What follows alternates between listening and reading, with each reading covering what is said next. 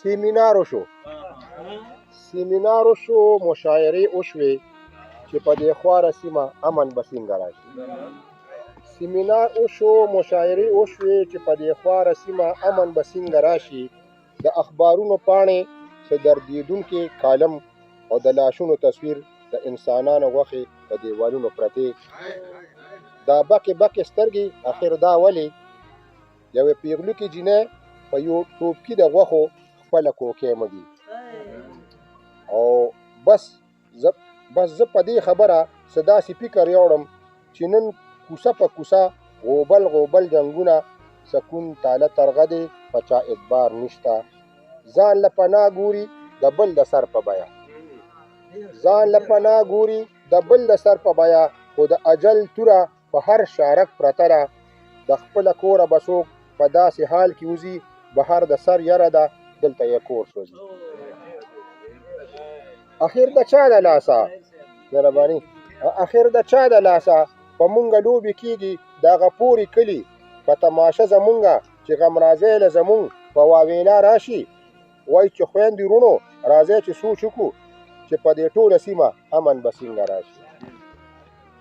زما په غم ککړو زما د غوښو تصویر د خپل آقا د کتاب یو نوی باب جوړ کو. زما د سرو وینو رنګین کتاب جوړ کو. زما لوټلی عزت د خپل قلم په ژبه په ادبي لفظونو چې په نړۍ خوروي خو د اغیار په لمسه د څو روپو په خاطر.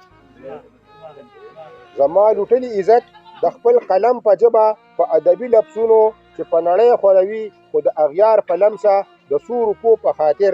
وینې بهیږي مدام او ککرۍ الوزي څه واویلا غونډه کې د ماشومانو سلګۍ چې یې تر غوږې شي نو په منډه راشي. یو څو د مکه روح کې یې په رخسار راشي. وایي چې خویندې وروڼو راځئ چې سوچ وکړو چې په دې خواره سیمه امن به څنګه راشي. او د خوب جوټې وهمه زه د سوچونو پټال چې یو بابا د امن راته څه داسې ووې وایي که امن غواړې پاسه یو جنګ وکړه. د خوب جوټې وهمه زه د سوچونو پټال چې یو بابا د امن راته څه داسې ووې وایي که امن غواړې پاسه یو جنګ وکړه. یو انقلاب راوله داسې سیلاب راوله چې غاصبان یوسي چې قاتلان یوسي. قتل که هغه خلک چې قتلیام کوي انسانیت قتلوي معصومیت قتلوي ستاسو عزت قتلوي او شرافت قتلوي. دا غمازان ایرکه دا ظالمان ایرکه خپلو کې ویشې مینه یو اتفاق جوړ کړئ او بیا په جمع وایئ راځئ چې سوچ وکړو چې په دې خواره سیمه امن به څنګه راشي.